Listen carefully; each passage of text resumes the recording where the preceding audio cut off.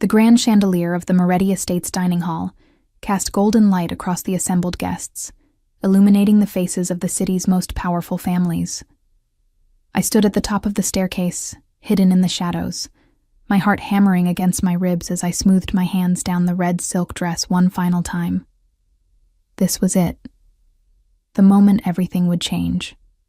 The dress clung to every curve of my body like it had been painted on, the deep crimson silk practically glowing against my olive skin. The back dipped so low it was almost scandalous, exposing the entire length of my spine down to just above my waist. The front was more modest, but the way the fabric draped made it somehow more provocative, suggesting rather than revealing.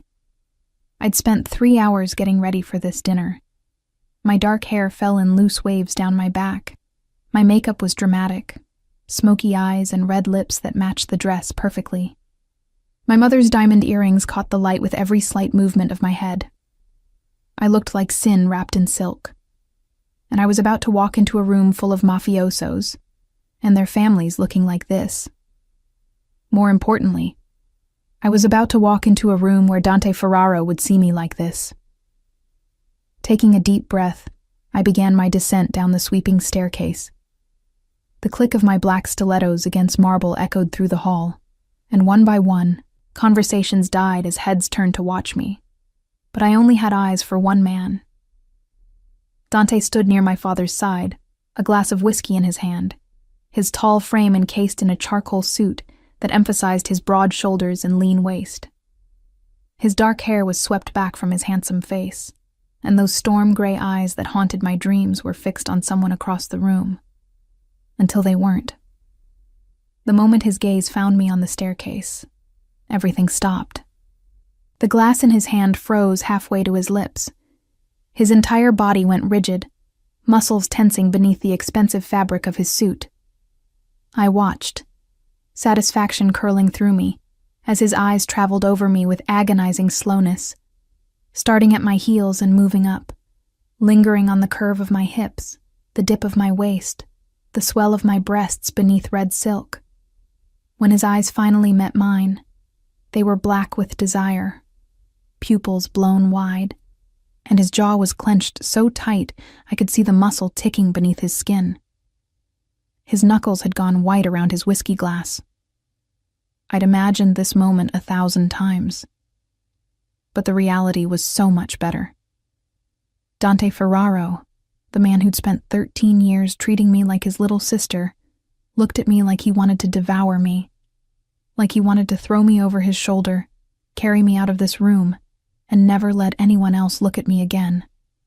I descended the remaining steps slowly, deliberately, letting him watch, letting everyone watch. By the time I reached the bottom, the entire room had gone silent.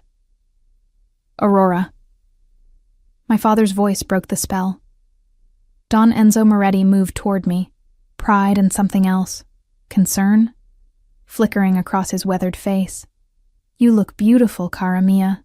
Stunning. Thank you, Papa.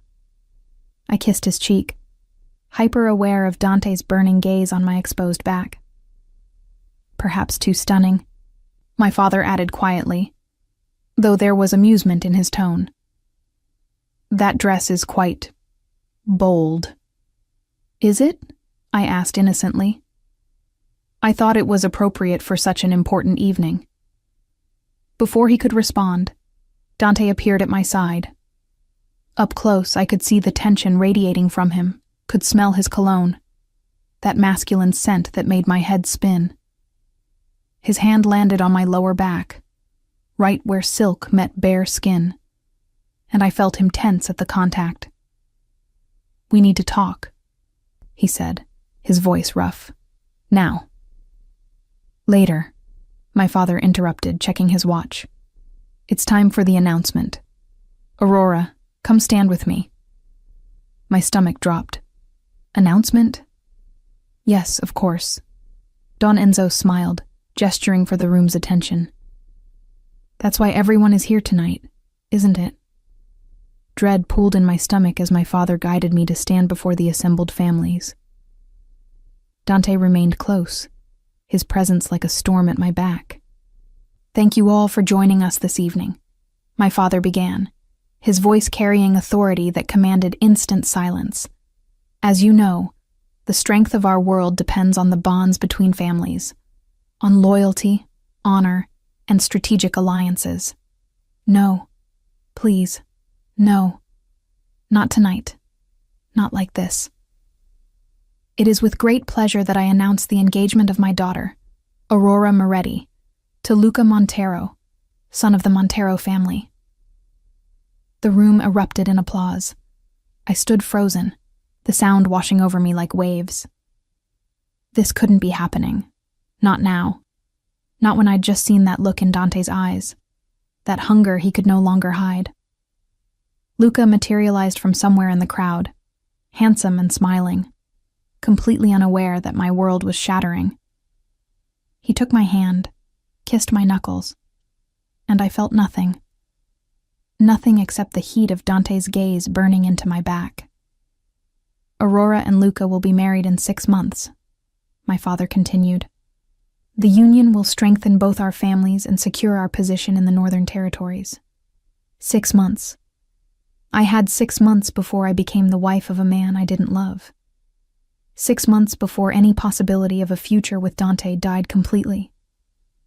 I forced myself to smile as Luca's arm came around my waist, the waist Dante's hand had just been touching. Forced myself to accept congratulations from people whose names I could barely remember through the roaring in my ears, and through it all, I felt Dante's eyes on me. When I finally dared to glance in his direction, what I saw made my breath catch. He looked murderous.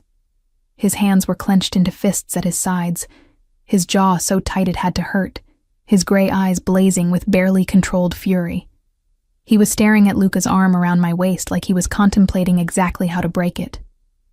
"Congratulations, brother," Luca said, moving to shake Dante's hand. Dante stared at the offered hand for a long moment before accepting it, his grip probably crushing from the way Luca's smile faltered. "She's 19, Dante said, his voice dangerously quiet. "She's too young for this." "She's of age," Luca replied, recovering his composure. "And quite mature for 19, wouldn't you say?" His eyes traveled over me appreciatively, and I saw Dante's control slip another notch. "I think," my father interjected smoothly, sensing the tension, "we should all toast to the happy couple. Dante, perhaps you'd like to say a few words? You've known Aurora longer than anyone here." The cruelty of that request hung in the air. Dante was being asked to celebrate my engagement to another man, to give his blessing to the union that would take me away from him forever. "Of course," Dante said, his voice like gravel. A server appeared with a fresh glass of whiskey, which he accepted without taking his eyes off me. "To Aurora," he paused, and the silence stretched. Everyone waited for him to continue, to offer the traditional well wishes for a long and happy marriage. Instead, he raised his glass, his gray eyes boring into mine with such intensity I could barely breathe. "To the most beautiful woman in any room, the strongest person I know, the one who," his voice caught, almost imperceptibly, "the one who deserves everything good in this world." It wasn't a blessing, it was a confession disguised as a toast. "And to Luca," he continued, his gaze shifting to my future husband, his expression going cold. "Who better treat her like the queen she is? Because if he doesn't, he'll answer to me." The threat was barely veiled. Several people in the room shifted uncomfortably, recognizing the dangerous undercurrent in Dante's words. "I'll take excellent care of her," Luca replied, either brave or foolish, pulling me closer against his side. "You have my word." "Your word," Dante repeated, something dark and vicious flashing in his eyes. "Right." He downed his whiskey in one swallow, set the glass down with controlled force, and walked out of the dining hall without another word. The room buzzed with speculation.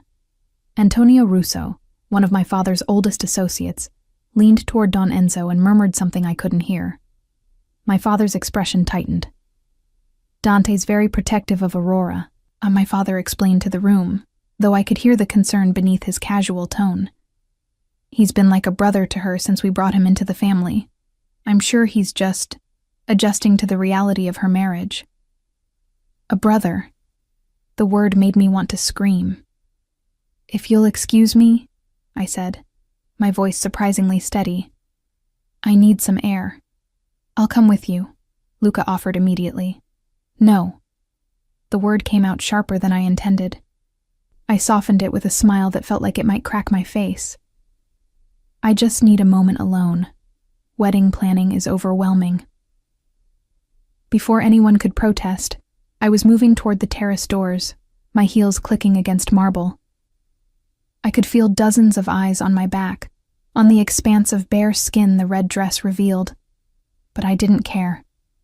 I needed to find Dante. I needed to know if that look in his eyes, that barely controlled rage, that toast that sounded more like a declaration of war than a blessing. I needed to know if it meant what I desperately hoped it meant. That maybe, just maybe, Dante Ferraro was finally ready to admit the truth we'd both been running from for years. That he didn't see me as his little sister, that he saw me as a woman, that he wanted me as much as I'd always wanted him, and that my engagement to Luca Montero had just forced him to confront feelings he'd been denying for far too long. I stepped onto the terrace, the cool night air a relief against my flushed skin. The garden stretched out before me, illuminated by strategic lighting, and somewhere in those shadows, I knew I'd find him. I'd always been able to find Dante, just like he'd always been able to find me. Looking for me, Piccola? I spun around. He stood in the doorway, backlit by the golden light from inside, his silhouette dark and dangerous. He'd loosened his tie, and there was something wild in his expression, something barely controlled. You left, I said, my voice barely above a whisper. I had to. He moved toward me, each step deliberate, before I did something unforgivable. Like what? He stopped in front of me, close enough that I could see his chest rising and falling with rapid breaths, close enough that I could feel the heat radiating from his body. Like telling everyone in that room that you're not marrying Luca Montero. His voice was rough, dangerous. That you're mine, that you've always been mine, that the thought of another man touching you makes me want to commit murder. My heart stopped, then started again, racing. Dante! That dress. His eyes traveled over me again, and I saw his hands clench into fists. Do you have any idea what you're doing to me? Walking into a room full of people looking like that? I wore it for you, I admitted. Only for you. Aurora. My name was a groan, a prayer, a curse. You can't say things like that. Why not? It's the truth. I stepped closer, emboldened by the desire I saw burning in his eyes. I've loved you for as long as I can remember, Dante, and I know you feel it too. I see the way you look at me, the way your hands shake when we touch, the way you can't stand to see Luca near me. Of course I can't stand it, he exploded, his control finally shattering. Because you're mine, Aurora. You've been mine since the day I walked into this house 13 years ago. You've been mine since you looked at me with those big hazel eyes and made me want to be better. You've been mine since I realized that protecting you was the only thing that mattered in this world. Then don't let me marry him, I pleaded, reaching for him. Stop this. Tell my father I can't. The anguish in his voice broke my heart. You don't understand. I owe your father everything. My life, my position, my very existence. And you're his daughter. His precious, innocent daughter who I'm supposed to protect. Not... He broke off, jaw clenching. Not love? I finished for him. Not want? Not need so desperately it's destroying you? He stared at me, and I saw the exact moment his restraint snapped. God damn it, Aurora. Then he was kissing me, his mouth crashing down on mine with 13 years of denied desire. His hands fisting in my hair, pulling me against him. I melted into him, into this kiss I'd been dreaming about for so long, tasting whiskey and desperation and promises neither of us could keep. When he finally pulled away, we were both breathing hard, his forehead resting against mine. "This changes nothing," he said, but his hands were still in my hair, still holding me close. "You're still engaged to Luca. You're still getting married in 6 months." "Then we have 6 months," I whispered. 6 months to be together, to finally stop pretending. "Aurora, please, Dante, don't make me marry him without ever knowing what we could have been." I watched the war rage across his face, duty versus desire, loyalty versus love. And when he kissed me again, softer this time, but no less devastating, I knew I'd won. At least for now. At least for the next 6 months. After that, all bets were off. The morning after the engagement announcement, I woke to sunlight streaming through my bedroom windows and the immediate, crushing weight of reality. I was engaged to Luca Montero. In 6 months, I would become his wife. And last night, on the terrace, I'd kissed Dante Ferraro like my life depended on it. I touched my lips, still able to feel the ghost of his mouth on mine, the desperate way he'd held me, the groan that had rumbled through his chest when I'd kissed him back. It had been everything I'd ever dreamed of, and nothing like I'd imagined, all at once. Because dreams didn't come with the bitter taste of impossibility. My phone buzzed on the nightstand. 3 messages from Luca, sweet and attentive, asking about my day, telling me how beautiful I'd looked last night, how lucky he felt to be marrying me. I stared at the words, feeling nothing but guilt. He was a good man. He didn't deserve this. A fiancé who was in love with someone else. A soft knock interrupted my spiraling thoughts. "Come in," I called, expecting Maria with breakfast. Instead, Dante filled my doorway. I sat up abruptly, clutching the silk sheets to my chest, even though I was wearing a perfectly modest nightgown. There was something intimate about him seeing me like this, hair tangled from sleep, face bare of makeup, in the private sanctuary of my bedroom. "What are you doing here?" I asked, my voice still rough with sleep. "We need to talk." He closed the door behind him, and my breath caught. We'd never been alone in my bedroom before, never crossed this particular line. "About last night," I started, but he held up a hand. "Last night was a mistake." The words hit like a physical blow. I watched as he paced to my window, his back to me, shoulders rigid with tension. He'd already been up for hours, I could tell. Freshly showered, dressed in dark slacks and a white button-down, looking every inch the controlled, dangerous man who served as my father's right hand. "A mistake," I repeated flatly. "Yes." He turned to face me, and his expression was carefully blank. I lost control.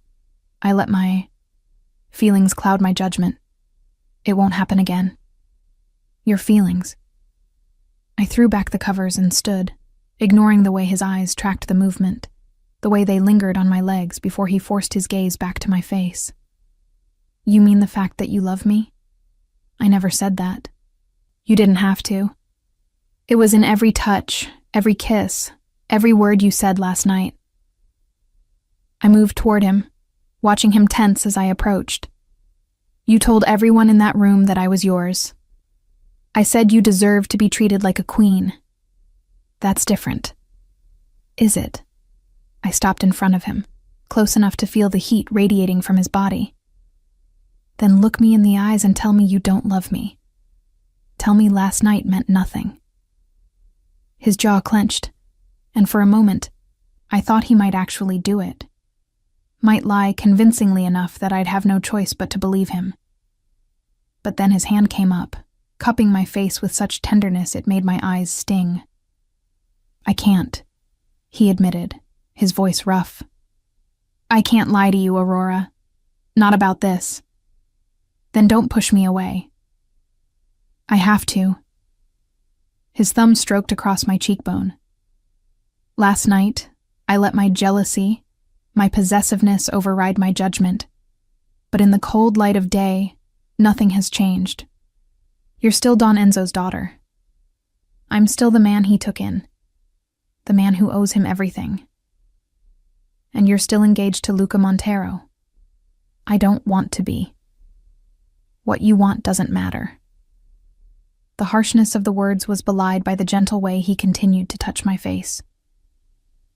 "This is about family, about alliances, about duty. What about love? Love is a luxury people like us can't afford." He dropped his hand, stepping back. "You need to marry Luca. You need to accept it and move forward. And I need to step back, maintain distance. Last night proved that I can't trust myself around you." "Good," I said fiercely. "I don't want you to trust yourself. I want you to lose control. I want you to stop being so damn noble and just admit what we both know, that this engagement is wrong, that I belong with you. You're 19 years old, Aurora. I'm 32. I've known you since you were 6. He ran a hand through his hair, frustration bleeding through his controlled facade. "Do you understand how wrong this is? How many lines we'd be crossing?" "I don't care about lines." "Well, I do. I have to." His eyes met mine, and I saw genuine anguish there. "Your father trusts me with you. He sees me as a son, sees us as siblings. If he knew what I was feeling, what I was thinking every time I look at you." He shook his head. "It would destroy him. And it would destroy me. So you'll just watch me marry someone else? Let Luca touch me, kiss me, take me to his bed?" I was cruel now, deliberately twisting the knife.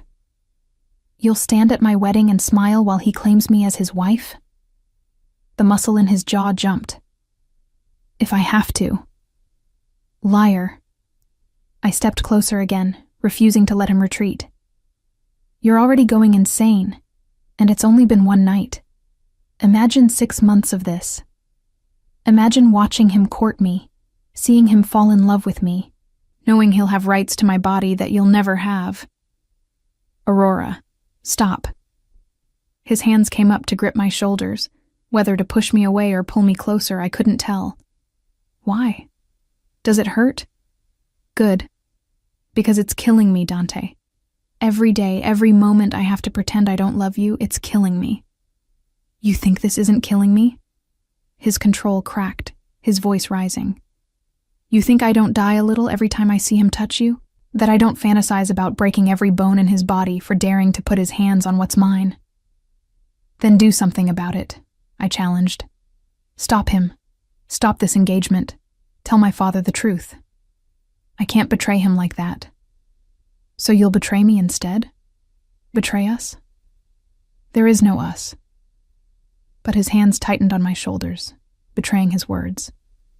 "There can't be."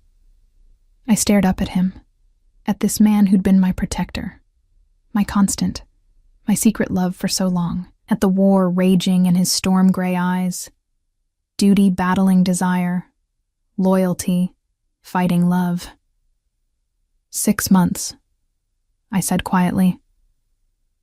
"I'm giving you 6 months to figure out what you really want, Dante. Whether you want to spend the rest of your life wondering what we could have been, or whether you're brave enough to fight for me, Aurora. But during those 6 months, I'm going to move forward with this engagement. I'm going to let Luca court me, get to know me, touch me." I watched his eyes darken dangerously. "Because if you're not willing to claim me, someone else will." "You're playing a dangerous game, Piccola. Then maybe you should stop me." I pulled away from his grip, moving toward my bathroom. "Now, if you'll excuse me, I need to get ready. Luca is taking me to brunch." I heard him inhale sharply. Brunch. Yes. And then shopping. He wants to buy me an engagement ring. I paused at the bathroom door, looking back at him. Unless you have any objections. For a moment, I thought he might actually forbid it. Might finally let his possessiveness override his noble intentions. But then, his expression shuddered, and he was back to being the controlled, dutiful man I knew. No objections, he said, his voice carefully neutral. I hope you have a lovely time. He left without another word, closing the bedroom door behind him with careful control. I stood there for a long moment, staring at that closed door, feeling tears prick my eyes. This was going to destroy us both. But maybe, just maybe, it would destroy his resolve first. The brunch with Luca was everything it should have been. Elegant restaurant, beautiful food, charming conversation. He was attentive without being overbearing, respectful without being boring.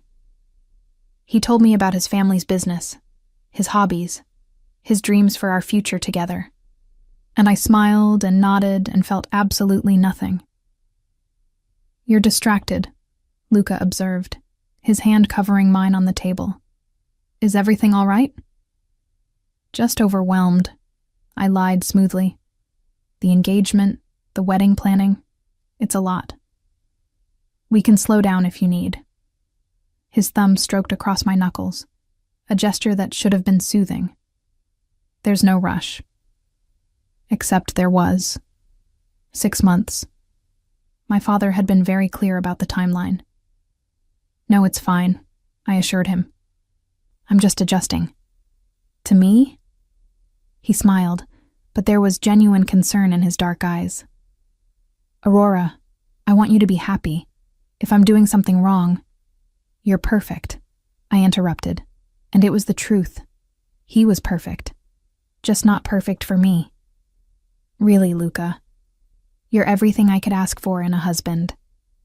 Everything except the man I actually wanted. We went shopping after brunch, visiting the kind of exclusive jewelry stores where they served champagne and knew your name before you walked through the door. Luca was particular about the ring, wanting something that matched my personality. Elegant, but with an edge, traditional, but unique. We finally settled on a stunning emerald-cut diamond, surrounded by smaller stones, set in platinum. It was beautiful, expensive, perfect. And I felt nothing when he slid it onto my finger. It suits you, he said, lifting my hand to admire it. My beautiful wife-to-be. The words made my stomach turn, but I forced another smile. It's gorgeous. Thank you. My phone buzzed in my purse.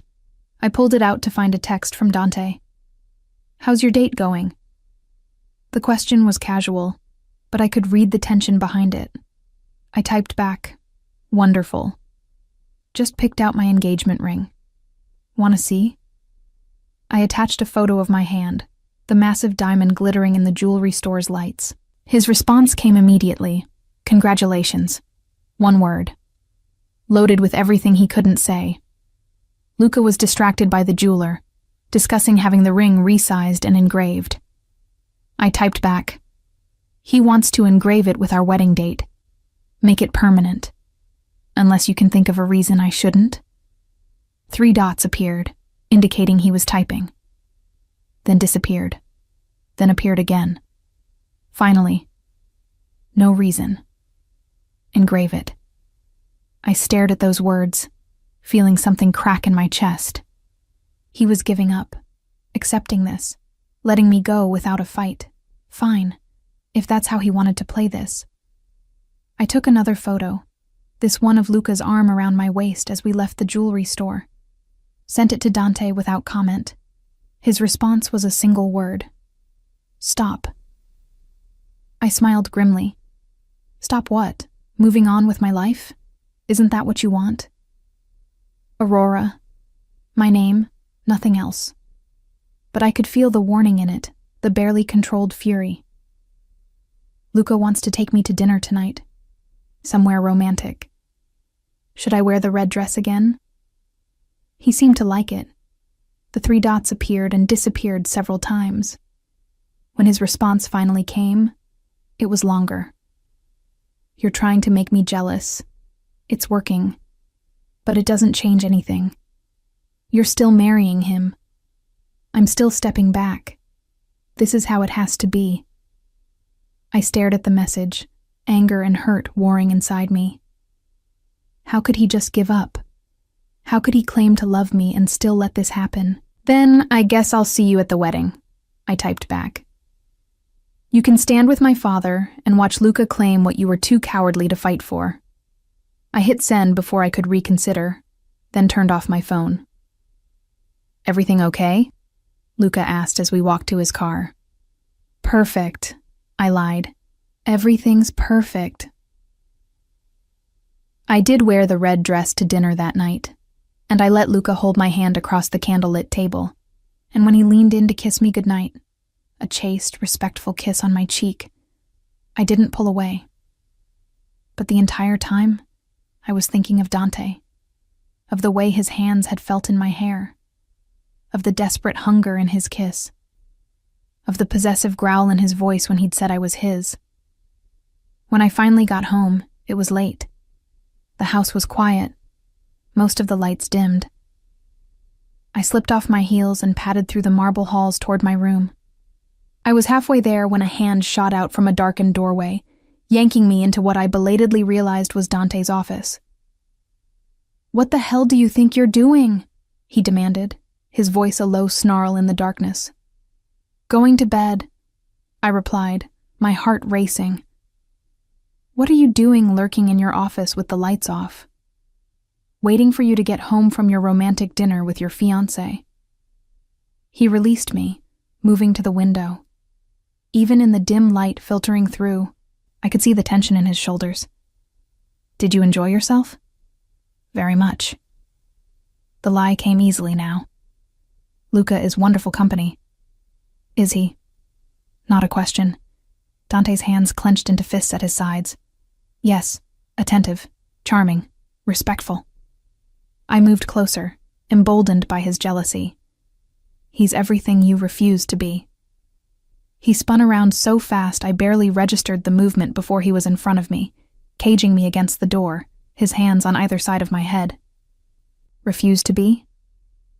His voice was dangerous, barely controlled.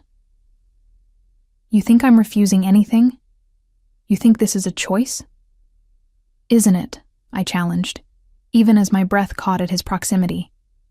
"You're choosing duty over love, loyalty to my father over what you feel for me. Because that's what honor demands. Then maybe honor is overrated." He laughed, a harsh sound. "You're going to be the death of me, Aurora Moretti." "Then at least we'll die together," I whispered. For a long moment, we just stared at each other in the darkness. Then, slowly, deliberately, he lowered his head until his lips were a breath away from mine. 6 months, he said quietly. "You have 6 months until you marry Luca Montero. And during those 6 months, I'm going to make sure every moment he spends with you is torture for both of us." "What does that mean?" "It means I'm done pretending I don't care, done standing aside like a good little brother." His hand came up to cup my face. "It means if he wants you, he's going to have to take you from me, and I won't make it easy." Before I could respond, he was kissing me, and this kiss was different from the one on the terrace. This was possession, claiming, a promise and a threat wrapped in desperate need. When he finally pulled away, we were both breathing hard. "I can't give you a future," he said against my lips. "But I can give you these 6 months. Every stolen moment. Every forbidden touch. Every secret we keep from the world." "That's all I want," I whispered back. "Just you. Just this." "Then God help us both," he murmured, and kissed me again. The next 2 weeks fell into a dangerous rhythm. During the day, I played the role of dutiful fiancé, spending time with Luca, planning a wedding I had no intention of actually going through with. At night, I belonged to Dante in secret, stolen moments in darkened hallways, whispered conversations in hidden corners, kisses that grew more desperate with each passing day. It was unsustainable. We both knew it, but neither of us could stop. I was in my bedroom, getting ready for yet another date with Luca, when my phone buzzed with a text from Dante. Library, now. I glanced at the clock. Luca would be here in 30 minutes. But when Dante summoned me, I went. I found him standing by the window, backlit by the afternoon sun, tension radiating from every line of his body. He turned when I entered, and what I saw in his eyes made my breath catch. What's wrong? I spoke with Luca today.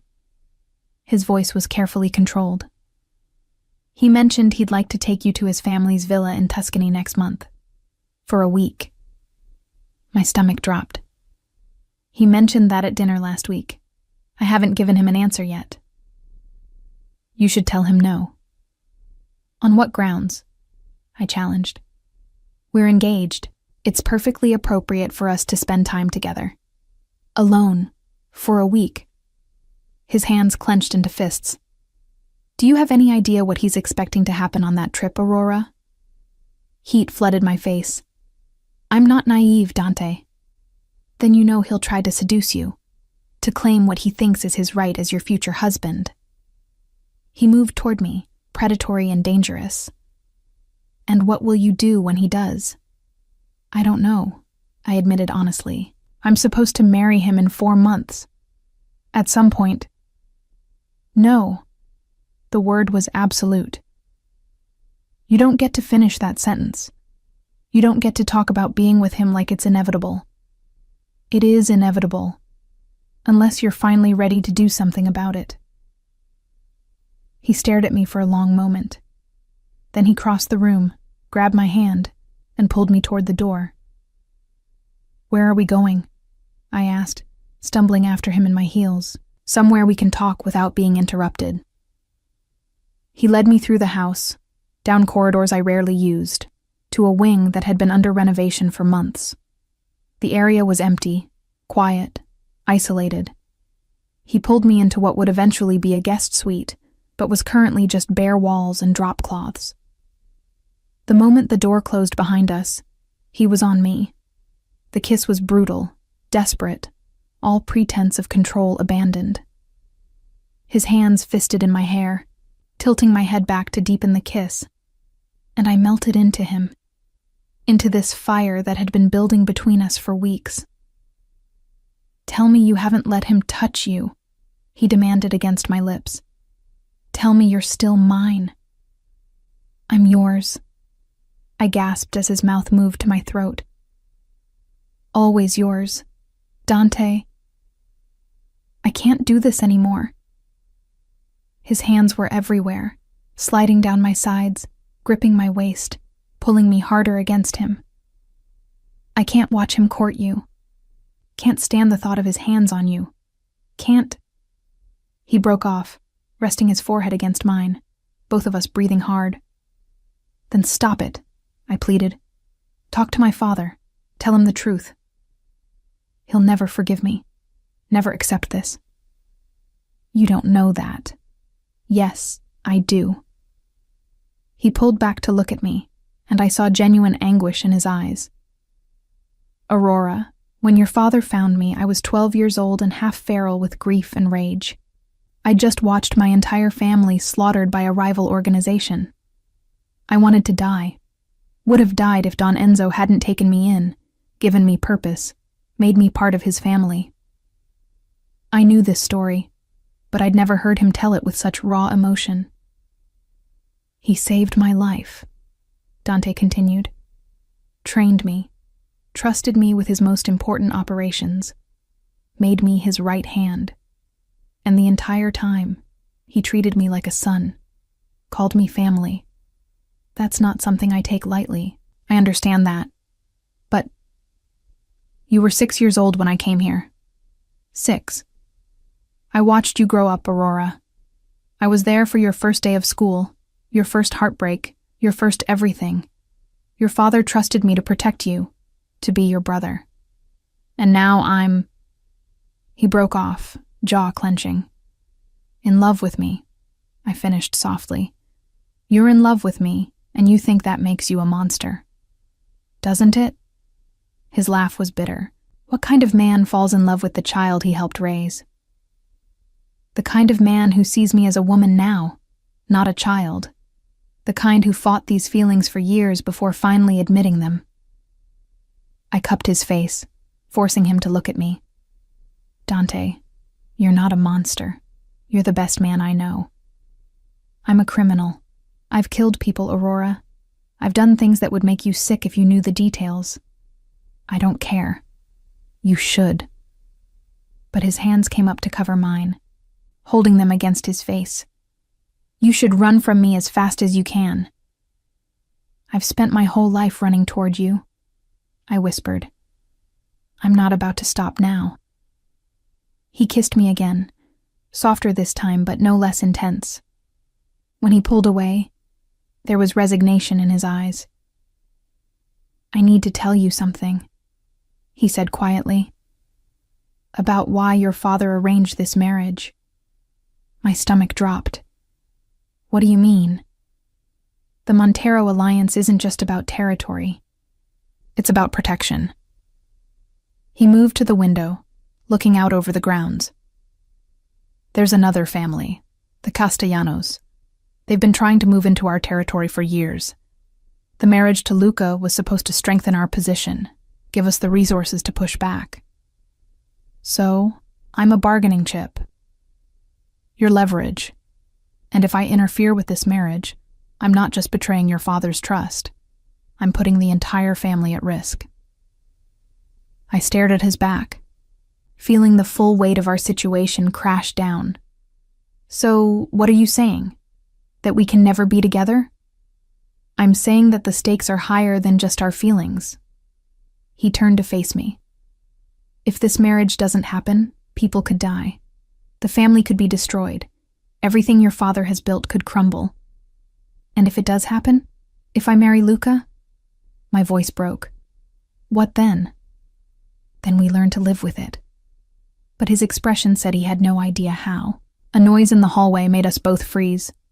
Footsteps approaching, then passing by. We waited in tense silence until they faded. "Luca will be here soon," I said, checking my phone. "I need to go." "Aurora, wait." He caught my hand as I moved toward the door. "About Tuscany.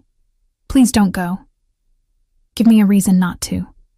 Because I'll lose my mind if you spend a week alone with him. Because I won't be able to protect you if you're in another country. Because—" He stopped, jaw clenching. "Because what, Dante?" "Because if you come back from that trip belonging to him in every way, I don't think I'll survive it." The raw honesty in his voice broke something open in my chest. "Then give me something to come back to. Give me hope that this isn't all for nothing." "I can't promise you anything." "Then I can't promise I won't go to Tuscany." We stared at each other, at an impasse neither of us knew how to cross. Finally, he released my hand. "You should go. Luca's waiting." I left him standing there in that empty room, looking more alone than I'd ever seen him. When I got to the front entrance, Luca was indeed waiting, handsome in casual slacks and a polo shirt, holding a bouquet of white roses. "You look beautiful," he said, kissing my cheek. "Ready for our dinner?" "Actually," I heard myself say, "I was thinking about your invitation to Tuscany." His eyes lit up. "Yes? I'd love to go." Even as the words left my mouth, I felt Dante's presence somewhere in the house. Felt his rage and despair and desperate possessiveness reach out to me like a living thing. But he'd made his choice. Duty over love. Family over us. Now I was making mine. The week leading up to my departure for Tuscany was pure hell. Dante avoided me during the day, conducting business that took him away from the estate more often than not. But at night, I'd find signs of his presence. A note slipped under my door, a text message at 3 a.m., once even his jacket draped over my bedroom chair when I came back from dinner with Luca. He was everywhere and nowhere, haunting me like a ghost. 3 days before I was supposed to leave, I woke to find him sitting in the chair by my window, still wearing yesterday's clothes, looking like he hadn't slept in days. "How did you get in here?" I asked, sitting up and clutching my sheets to my chest. "I've always had a key to your room," he said quietly. "Your father gave it to me years ago, for emergencies. And this is an emergency? You tell me." His gray eyes were shadowed, haunted. "You're leaving in 3 days to spend a week alone with a man who fully expects to take you to his bed. If that's not an emergency, I don't know what is." I threw back the covers and got out of bed, too angry to care that I was wearing only a thin silk nightgown. "What do you want from me? Dante? You won't fight for me. You won't tell my father the truth. You won't give me any hope that we have a future. So yes, I'm going to Tuscany. I'm going to try to make this work with Luca, because at least he wants me openly. At least he's not ashamed of what he feels." "Ashamed?" He was on his feet in an instant, crossing to me. "You think I'm ashamed of loving you? Aren't you? You hide it. You deny it. You act like what we feel for each other is some dirty secret that needs to be buried. Because in our world, it is." His hands gripped my shoulders. "Aurora, if anyone found out, if your father discovered that I've been touching you, kissing you, wanting you the way I do, it wouldn't just destroy me, it would destroy you too. Your reputation, your standing in the family, everything. I don't care about any of that. Well, I do. I care about protecting you, even from myself." His thumb traced my collarbone, the touch achingly gentle despite the turmoil in his eyes. "That's what love is, Piccola. It's wanting the best for someone even when it kills you." "The best for me is you," I whispered. "It's always been you." He closed his eyes, jaw clenching. "You're 19. You don't know what you want." "Don't you dare patronize me." I shoved at his chest. "I've known what I wanted since I was old enough to understand what love meant. And it's you, Dante. It's always been you." "Aurora." "No. You don't get to keep doing this. You don't get to tell me you love me and then push me away in the same breath. You don't get to act like what we have isn't real just because it's inconvenient." Tears were streaming down my face now. "Either fight for me or let me go, but stop torturing us both." "I can't let you go." The admission was torn from somewhere deep inside him. "I've tried. God knows I've tried. But the thought of Luca touching you, kissing you, making you his..." His hands tightened on my shoulders. "It's killing me, Aurora. Literally killing me." "Then do something about it," I pleaded. "Come with me to Tuscany. Tell Luca the truth. Tell my father. Anything. Just don't let me leave here belonging to him." "I can't." But his forehead dropped to mine, his breath ragged. "The family needs this alliance. Your father needs this alliance. I can't put my own desires above the safety of everyone we're sworn to protect. So, you'll sacrifice me instead. I'll sacrifice myself." His voice broke. "I'll watch you marry him and smile and pretend it doesn't destroy me. I'll stand by your father's side at your wedding and give you away to another man. I'll live the rest of my life knowing I was too much of a coward to fight for what I wanted most. Dante, but I won't let him have all of you." His hand slid down to my waist, pulling me against him. "These next 3 days, you're mine. Completely mine. And when you go to Tuscany, when he tries to claim you, I want you to remember this. Remember who you really belong to." Then he was kissing me, and this kiss was different from all the others. This was desperation and possession and grief all tangled together. His hands were everywhere, threading through my hair, spanning my waist, sliding down to grip my hips and pull me harder against him. "Tell me to stop," he demanded against my lips. "Tell me this is wrong." "Never," I gasped, my hands fisting in his shirt. "I'll never tell you to stop." He groaned, a sound of surrender and need, and suddenly we were moving. He backed me toward the bed, and when the backs of my knees hit the mattress, I fell, pulling him down with me. Aurora. My name was a prayer and a curse on his lips. If we do this, there's no going back. You understand that? I don't want to go back. I only want you. Something in him broke then. Some last wall of resistance crumbled, and he was claiming me with hands and mouth and desperate whispered words in Italian that I couldn't quite catch but understood on a visceral level. Mine. You're mine. Always mine. Then prove it, I challenged, arching into his touch. Stop being noble and just take what's yours. His eyes, when they met mine, were black with desire. You have no idea what you're asking for. Then show me. What happened next was a blur of sensation. His weight pressing me into the mattress, his hands learning every curve and hollow of my body, his mouth marking me in places only he would see. He was both impossibly gentle and desperately rough, worshipping me even as he claimed me. And when he finally made me his in every way that mattered, when he buried himself inside me with a groan that sounded like my name and a prayer mixed together, I understood what it meant to belong to someone completely. This wasn't just sex. This was a claiming, a binding, a promise that no church ceremony or legal document could ever match. Afterward, we lay tangled together in my bed, his hand tracing lazy patterns on my bare shoulder, both of us trying to catch our breath. I should regret this, he said quietly. I should feel guilty, but you don't. No. His arm tightened around me. I don't. Is that wrong? Nothing about this feels wrong to me. I turned in his arms to face him. Dante, I meant what I said. I'm yours. Completely. And I don't care what that means for Luca or my father or the family alliance. I'm yours. Aurora, we can't. I'm not going to Tuscany. He went still. What? I'm not going. I'll cancel the trip. Tell Luca I'm not feeling well or that something came up.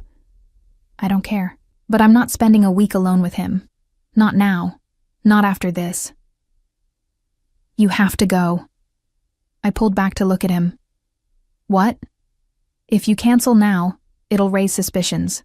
Luca will ask questions. Your father will wonder why. His jaw clenched. You have to go. You have to maintain appearances. Are you insane? I gestured at our tangled bodies, at the evidence of what we'd done. And you still want me to go spend a week with him? What I want and what has to happen are two different things. He sat up, running a hand through his disheveled hair. Aurora, nothing has changed.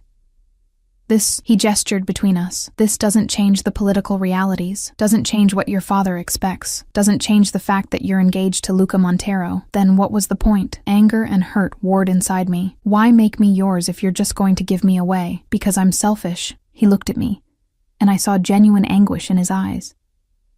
Because I couldn't stand the thought of him being your first. Because I needed you to know, to remember who you really belong to. That's twisted, Dante. I know. He reached for his discarded shirt. I know it's wrong and twisted and probably makes me a monster. But I don't care.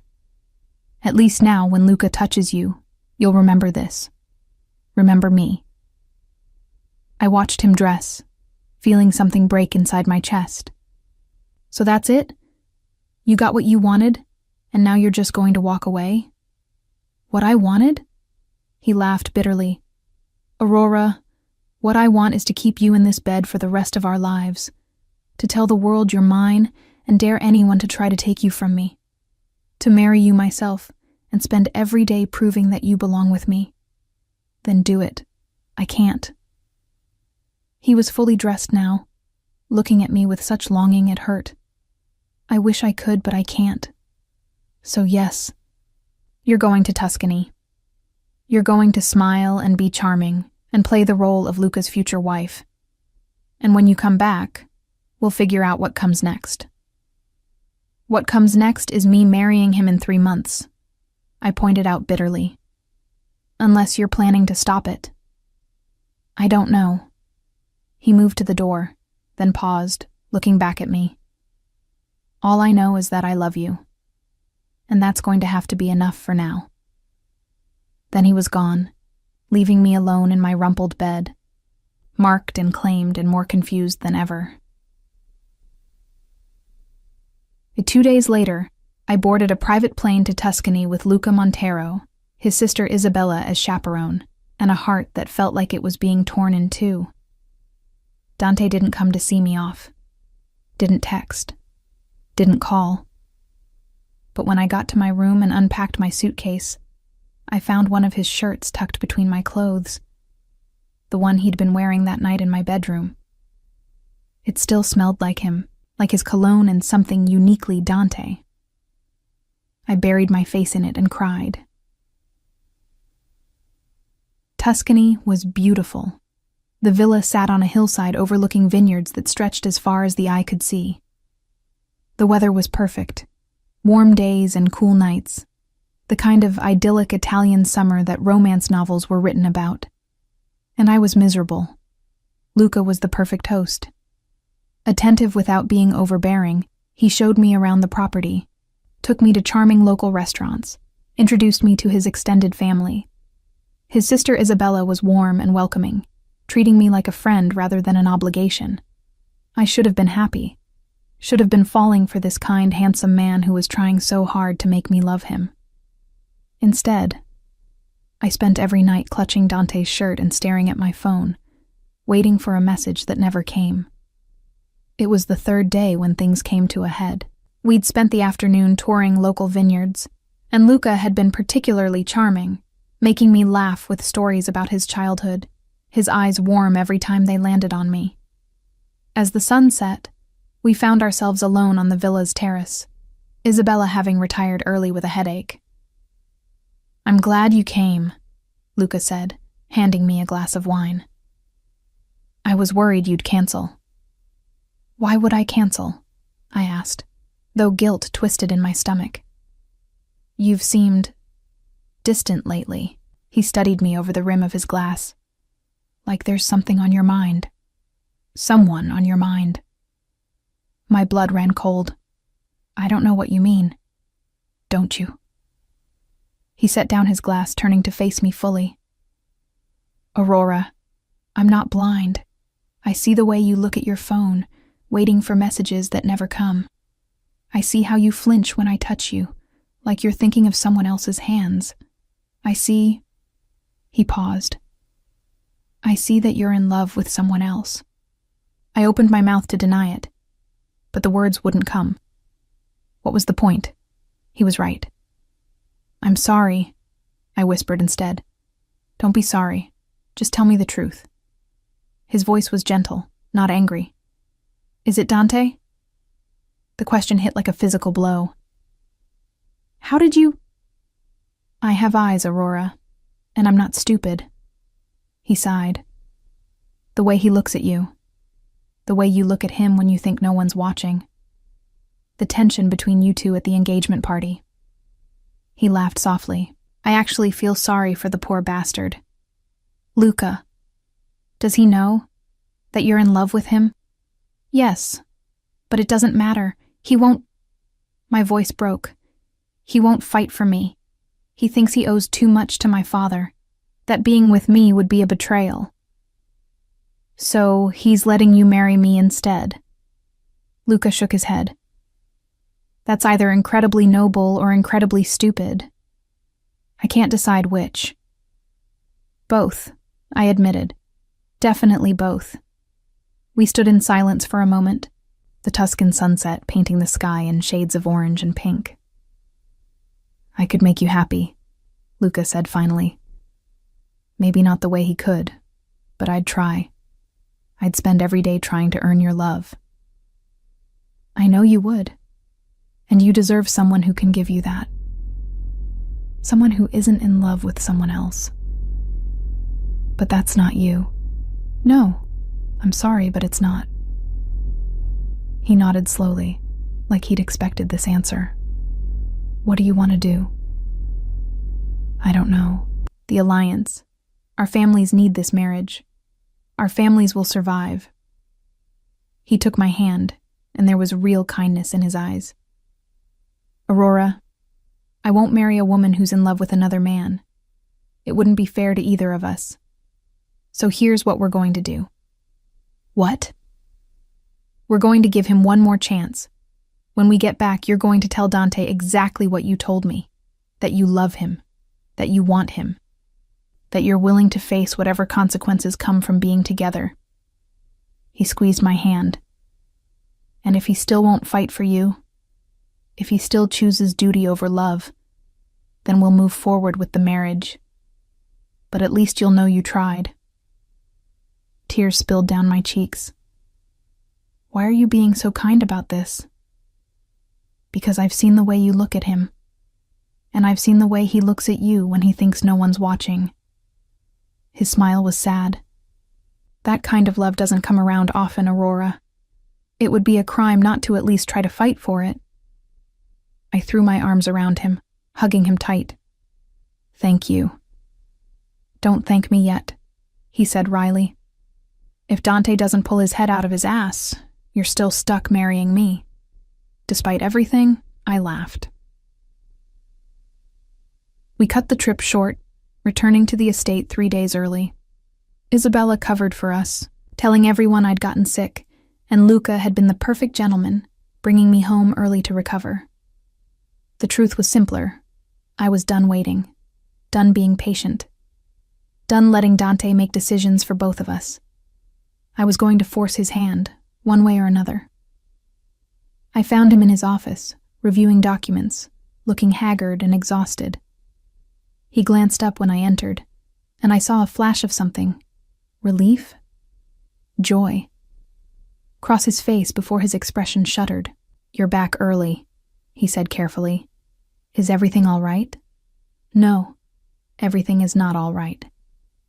I closed the door behind me and locked it. We need to talk.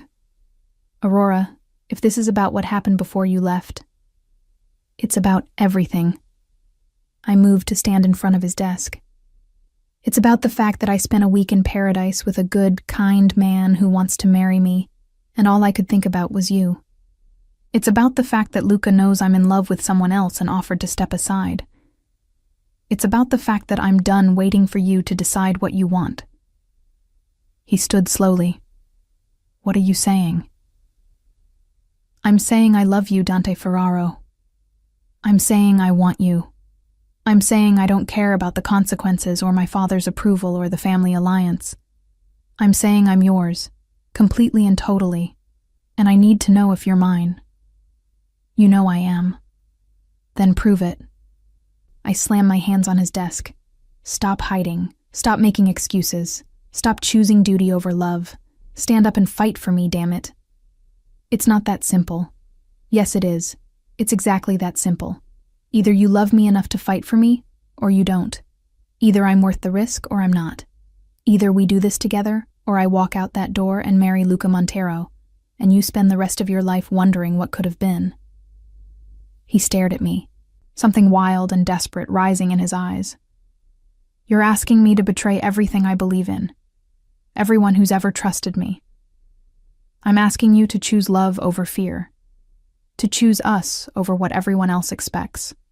To choose me. The silence stretched between us, heavy and loaded.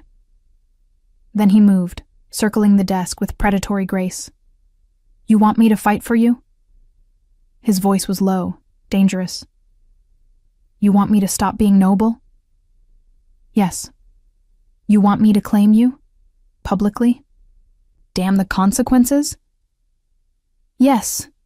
He was in front of me now, close enough that I could feel the heat radiating from his body. You have no idea what you're asking for, Piccola. No idea what it will cost. Then show me. His control snapped. He kissed me like he was drowning and I was air, his hands fisting in my hair, pulling me against him with bruising force. And I kissed him back just as desperately, pouring everything I felt into it. All my love and longing and desperate hope. When he finally pulled back, we were both breathing hard. All right, he said, his voice rough. All right, you win. I can't do this anymore. Can't watch you marry someone else. Can't pretend I don't love you more than my own life. Dante. But we do this my way. I tell your father myself. I face the consequences. And whatever happens, you stay out of it. Understood? No. We face this together. Aurora. Together, I insisted. Or not at all. He stared at me for a long moment. Then he smiled, and it was fierce and possessive and absolutely devastating. Together then. God help us both. Don Enzo Moretti was in his study when we requested an audience. It was evening, the golden hour light streaming through the windows, casting long shadows across the room where I'd received so many life-changing announcements. Tonight would be no different. Dante's hand was a reassuring pressure at the small of my back as we entered. My father looked up from the documents he'd been reviewing, surprise flickering across his face when he saw us together. Aurora. Dante. This is unexpected. He gestured to the chairs across from his desk. Please, sit. We'd prefer to stand, Dante said, his voice steady despite the tension I could feel radiating from his body. My father's eyes narrowed slightly. He'd been in this world long enough to recognize the signs of an uncomfortable conversation about to happen. Very well. What's this about? I opened my mouth to speak, but Dante squeezed my waist gently, a silent request to let him lead. I nodded, stepping slightly closer to his side. Don Enzo, Dante began, and I heard the formality in his voice, the careful respect. I need to tell you something that will likely make you want to kill me. But before I do, I want you to know that I understand the magnitude of what I'm about to confess. I understand that it's a betrayal of your trust, and I understand that there will be consequences. My father leaned back in his chair, his expression unreadable. I'm listening. I'm in love with your daughter. The words hung in the air like a bomb with the pin pulled. I watched my father's face, searching for any reaction, rage, disgust, surprise. But his expression remained carefully neutral. I see, he said finally. And how long has this been going on?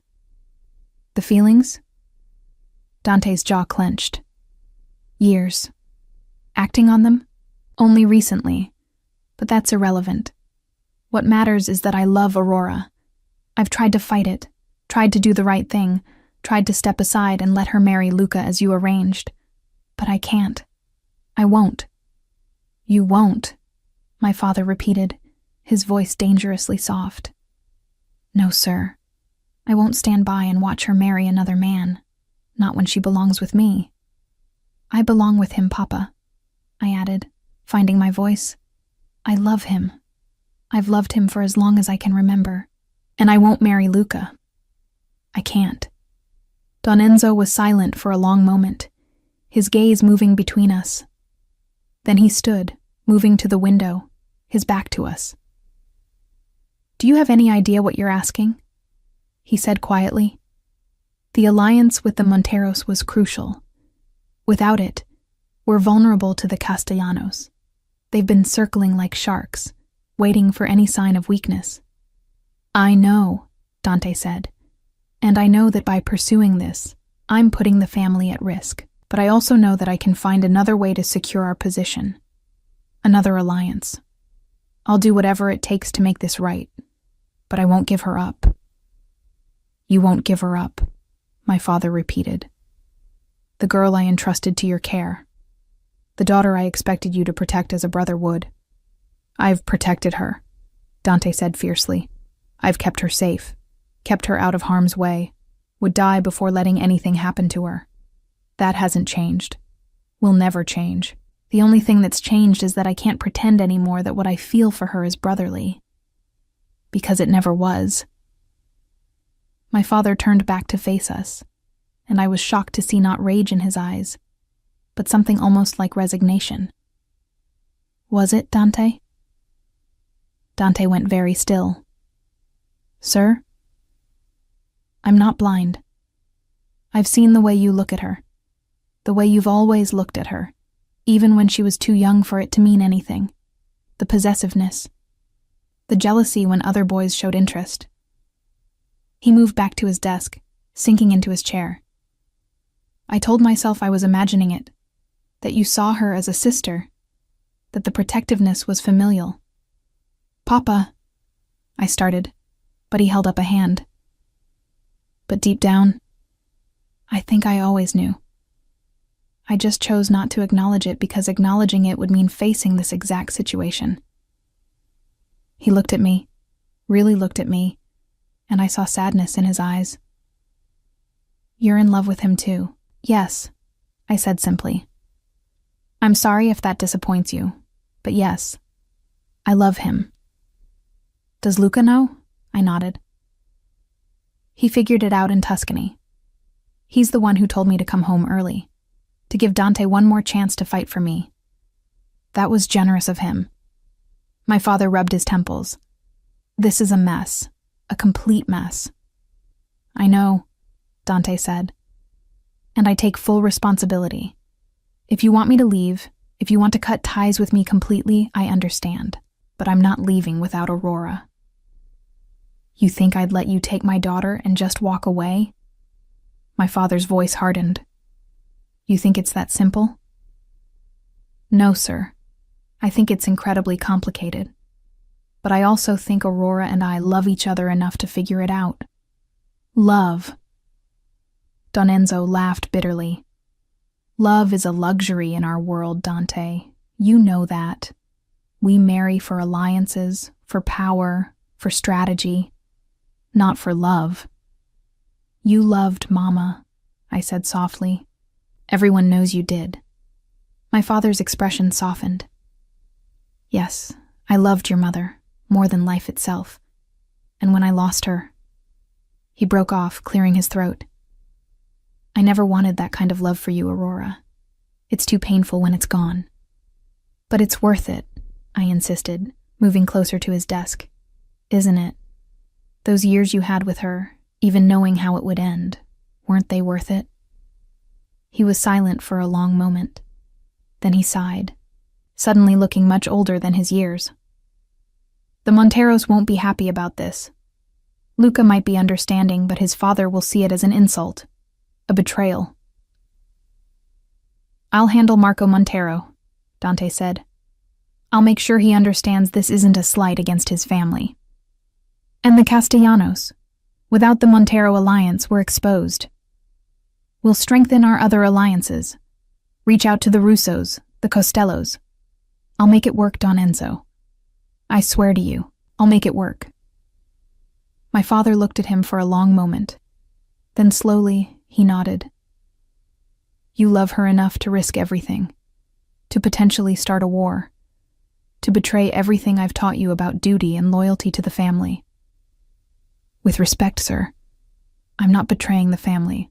Aurora is family. She's my family. And protecting her, making her happy, that is my duty. And if I say no, if I order you to step aside, let her marry Luca..." Dante's jaw clenched. "Then I'd have to disobey you for the first time in 20 years. I'd hate myself for it. I'd spend the rest of my life trying to make it up to you. But I'd do it, because losing Aurora isn't an option." I held my breath, waiting for my father's response. This was it. the moment that would determine our entire future. Don Enzo stood, moving around his desk to stand in front of us. He looked at Dante, then at me, then back at Dante. "You take care of my daughter," he said quietly. "You protect her with your life. You make her happy. You give her the kind of love her mother and I had. And if you ever hurt her, I will kill you myself. Slowly, painfully, in ways that will make you beg for death. Are we clear?" It took me a moment to process what he'd just said. He was giving his blessing? "Crystal clear, sir," Dante replied, and I heard the relief in his voice. "Papa," I whispered, You're okay with this?" "Okay with it?" "No," he cupped my face in his hands. "You're my little girl, Aurora. I'm not okay with any man taking you away from me, even one I trust as much as Dante. But I also know that you're stubborn like your mother, and that if I tried to keep you apart, you'd only fight harder." Tears spilled down my cheeks. "Thank you." "Don't thank me yet. This is going to cause problems. The Monteros will be offended. Other families will question the decision. And Dante," he turned to him, "you're going to have to work twice as hard to prove that this wasn't just you taking advantage of your position. That this is real." "It's real," Dante said, pulling me against his side. "I've never been more certain of anything in my life." "Then you have my blessing. But Dante, the wedding happens within the month. I won't have gossip about my daughter living in sin." "Understood, sir." My father moved toward his desk, but paused, looking back at us. "One more thing. If I ever find out you were intimate with her before this conversation, before getting my blessing, I might reconsider my position on letting you live." Dante and I exchanged a glance. I saw the corner of his mouth twitch. "Of course not, sir," Dante said smoothly. "I would never disrespect Aurora or your household that way." My father didn't look convinced, but he didn't press. "Get out of my office.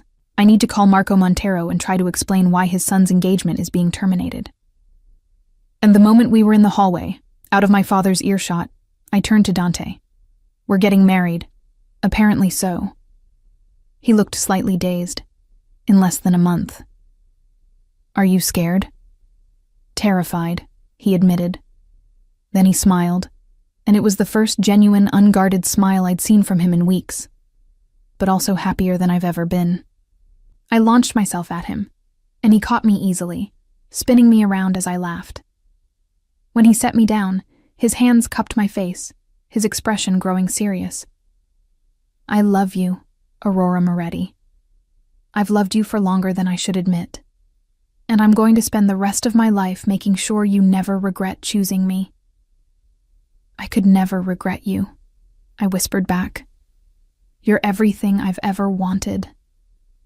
He kissed me then, soft and sweet, a promise of forever. In the next few weeks were chaos. News of my broken engagement to Luca spread through our world like wildfire. Some families were scandalized. Others were amused. The Monteros, to their credit, handled it with grace. Luca sent me a bottle of champagne with a note that read, "Congratulations on finally getting what you wanted. Make him grovel." The Castellanos, sensing an opportunity, immediately began testing our territories, looking for weaknesses. But Dante had been true to his word. He worked around the clock, reaching out to other families, strengthening alliances, shoring up our defenses. The Russos threw their support behind us immediately. Antonio Russo, it turned out, had suspected our feelings for each other for years. "About time you two stopped dancing around it," he'd said with a laugh. My wedding to Dante was planned with the same precision that went into planning a military operation. Small and intimate by our world standards. Only 200 guests instead of 500. The ceremony would be at the same church where my parents had married, with Father Michael officiating. Maria helped me choose a dress, crying the entire time. "Your mother would have loved this," she kept saying. "She always knew you and Dante were meant for each other." "She did?" "She told me once, when you were just a baby. That boy will love my daughter someday. I can see it in the way he looks at her." I thought she was crazy. Maria laughed through her tears. Turns out she was right. The night before the wedding, Dante and I stood on the terrace where we'd shared our first kiss, looking out over the grounds. "No regrets?" he asked, his arm around my waist. "Not a single one." I leaned into him. "You?" "Only that we wasted so much time fighting this." "We had to fight it," I pointed out. "Otherwise, we wouldn't appreciate it as much now." "Philosophical. I like it." He pressed a kiss to my temple. "Though I have to say, I'm going to enjoy not having to hide anymore. Being able to touch you whenever I want, kiss you whenever I want, tell the entire world that you're mine. Possessive. I like it." I smiled up at him.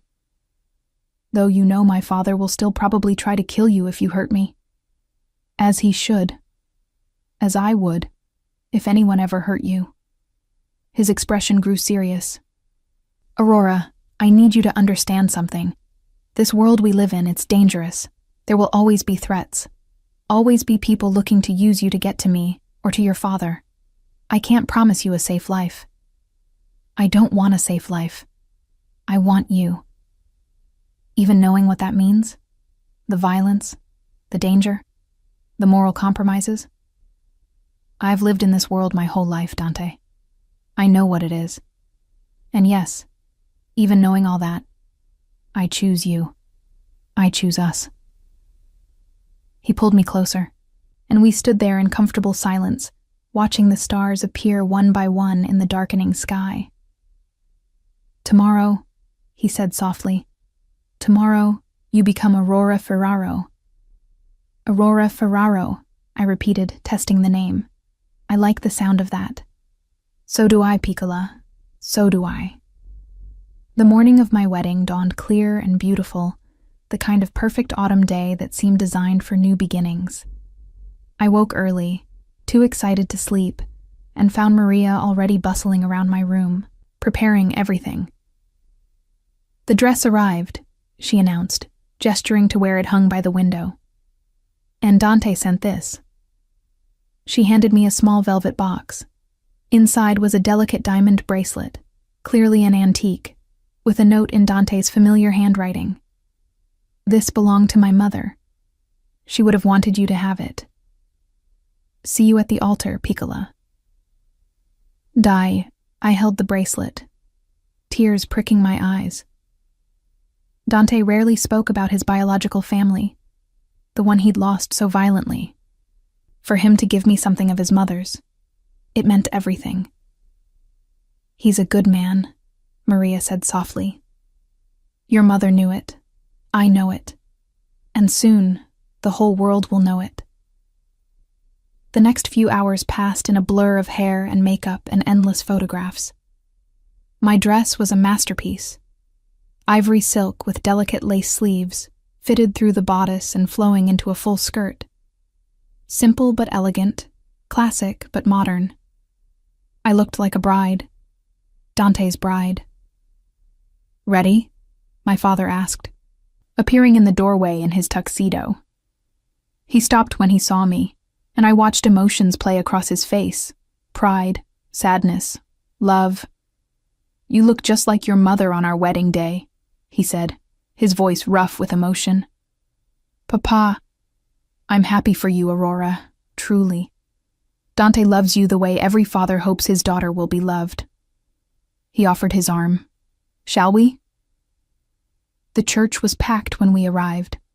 I saw familiar faces from every major family in the city. The Russos, the Costellos, even some Monteros, though notably not Luca's father. But Luca himself was there, sitting with his sister Isabella, both of them smiling genuinely. But I only had eyes for the man waiting for me at the altar. Dante stood beside Father Michael, looking devastating in a black tuxedo, His dark hair swept back, his gray eyes locked on me from the moment I appeared in the doorway. I watched his breath catch, saw his hands clench at his sides as though he was fighting the urge to come to me. The walk down that aisle was the longest and shortest of my life. Every step brought me closer to him, to forever, to the future we'd fought so hard for. When my father placed my hand in Dante's, I felt the tremor in his fingers, saw the emotion swimming in his eyes. "Take care of her," Don Enzo said quietly, "or I'll kill you." "I will, sir. On my life, I will." Then my father stepped back, and it was just Dante and me and Father Michael, and the most important promise we'd ever make. "Dearly beloved," Father Michael began, and I barely heard the traditional words. I was too focused on Dante, on the way he looked at me like I was his entire world. When it came time for the vows, Dante surprised me by pulling out a folded piece of paper. "I wrote something," he explained, his voice carrying clearly through the hushed church. "If that's okay." "Of course," I whispered. He cleared his throat, and when he spoke, every word was weighted with emotion. "Aurora, for 13 years, I told myself I was your protector, your brother, your guard. And in many ways, I was all those things. But what I refused to admit, what I fought against with everything I had, was that you were so much more to me. You were my light in the darkness, my reason for being better, my home." Tears were streaming down my face now, and I saw similar emotion shining in his eyes. I've made many mistakes in my life, hurt people, done things I'm not proud of. But loving you will never be one of those mistakes. You are the best thing that has ever happened to me, Aurora Moretti. And I promise to spend every day of the rest of my life proving that I deserve the honor of being your husband. His hands shook as he slid the wedding band onto my finger. Platinum, engraved with Italian words I'd have to ask him to translate later. When it was my turn, I didn't have prepared words, but I spoke from my heart. "Dante, you've been my constant since I was 6 years old, my protector, my friend, my love. You taught me what it means to be strong, to fight for what I want, to never settle for anything less than real, consuming, impossible love." I smiled through my tears. I'm so glad I never settled. Because this, you and me, this is worth every fight, every obstacle, every moment of doubt. I love you, Dante Ferraro, and I always will. I slid his ring on, my hand steadier than I felt. "By the power vested in me," Father Michael said, smiling, "I now pronounce you husband and wife. Dante, you may kiss your bride." Dante didn't need to be told twice. He cupped my face in his hands and kissed me like we were the only two people in the world. The church erupted in applause, but I barely heard it over the pounding of my heart. When we finally broke apart, he rested his forehead against mine. "Mine," he whispered. "Finally, completely mine." "Yours," I agreed. "Always yours."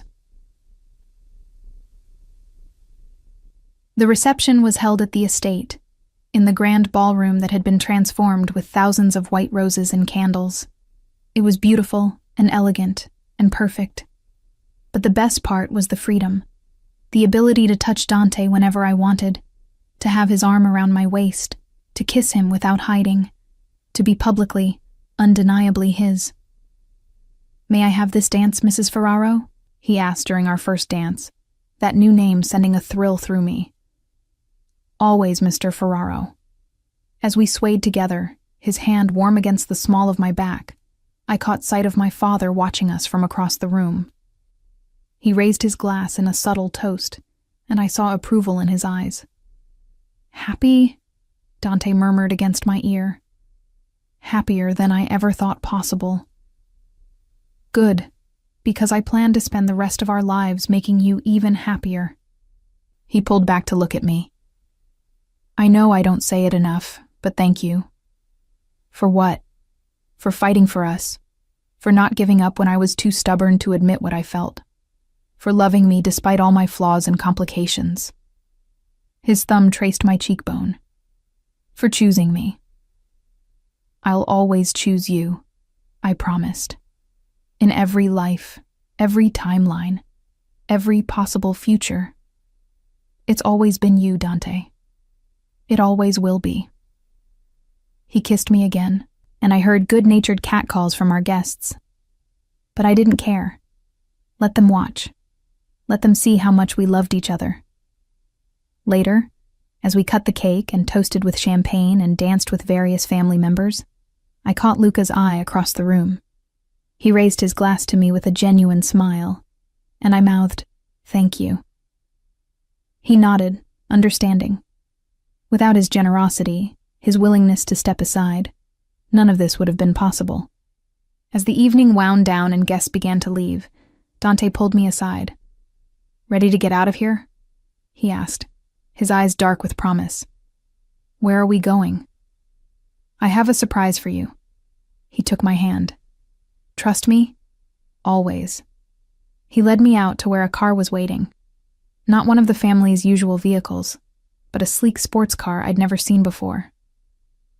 "Wedding gift," he explained, opening the passenger door for me.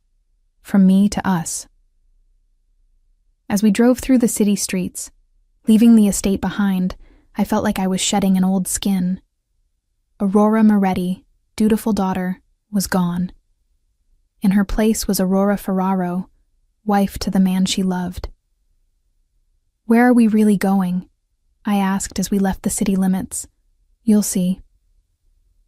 An hour later, we pulled up to a beautiful house on the coast, not as large as the estate, but perfect. Modern and elegant, with floor-to-ceiling windows overlooking the ocean. "What is this?" "Our home," Dante said simply. "I bought it 6 months ago, back when I was still trying to convince myself that watching you marry Luca was the right thing to do. I thought maybe having a place that was just mine, away from the estate and all the memories, would help. But the entire time I was furnishing it, choosing colors and furniture, all I could think about was you. What you'd like, where you'd want to read, which room would be the nursery someday." He looked almost embarrassed. I was decorating a home for a future I thought I couldn't have. I cupped his face, pulling him down for a kiss. "Show me our home, Dante." He did, walking me through each room, pointing out features he'd chosen specifically for me. A library with built-in shelves, a sunroom that got perfect morning light, a master bedroom with that ocean view. "It's perfect," I breathed. "Absolutely perfect." "Not yet." He pulled me toward the bedroom. "But it will be." What followed was tender and passionate and everything I'd ever dreamed of. Not the desperate claiming of that first time, but a celebration. A claiming of a different sort. Him learning my body as his wife. Me learning his as my husband. Afterward, we lay tangled in the sheets, watching moonlight dance across the waves. "No regrets?" he asked, echoing the question from the night before. "Not a single one." I turned to look at him. "You? Only that we wasted so much time fighting this. Think of all the moments we could have had." "We have a lifetime of moments ahead of us," I pointed out. "Starting now." "Starting now," he agreed, pulling me closer. "Mrs. Ferraro." "I like the sound of that." "So do I, Piccola. So do I." Epilogue. 1 year later, I stood in the nursery, watching Dante cradle our daughter in his arms. Sofia Elena Ferraro had arrived 3 weeks ago, and already had her father wrapped around her tiny finger. "She has your eyes," he murmured, transfixed by the infant in his arms. "And your stubborn chin," I countered, moving to stand beside him. He looked up at me, and the love in his eyes was almost overwhelming. "Thank you." "For what?" "For her. For this life. for fighting for us when I was too afraid to. He shifted Sophia gently. I almost threw all of this away because I thought duty was more important than love. I was such an idiot. Yes, you were, I agreed, smiling. But you figured it out eventually. Only because you wouldn't let me give up. He pressed a kiss to Sophia's forehead. You're going to be just like your mother, aren't you? Strong and brave and absolutely terrifying. Sophia yawned, completely unimpressed by her father's assessment.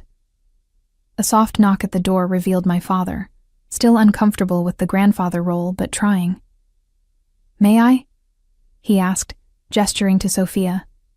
Dante handed her over carefully, and I watched my father's expression soften as he held his granddaughter. She looks like Aurora did at this age, he said quietly. Same eyes, same little nose. Let's hope she doesn't inherit Aurora's talent for getting into trouble, Dante said wryly. Or yours for overprotective jealousy, I countered. That's not going away, Dante warned, slipping his arm around my waist. If anything, now I have 2 women to be overprotective of. God help any boy who tries to date her, my father muttered. There will be no dating, Dante said firmly. She's joining a convent at age 12. I laughed, leaning into my husband. You're ridiculous. I'm a father, he corrected. It comes with the territory. As I watched Dante and my father argue good-naturedly about Sophia's future while she slept peacefully in Don Enzo's arms, I felt overwhelmed with gratitude. This life, this family, this love, it had been worth every fight, every obstacle, every moment of doubt. Dante caught my eye and smiled, that special smile he reserved only for me. And in that moment, I knew he was thinking the same thing. We'd fought for this, for each other, for the family we'd created together, and we'd won.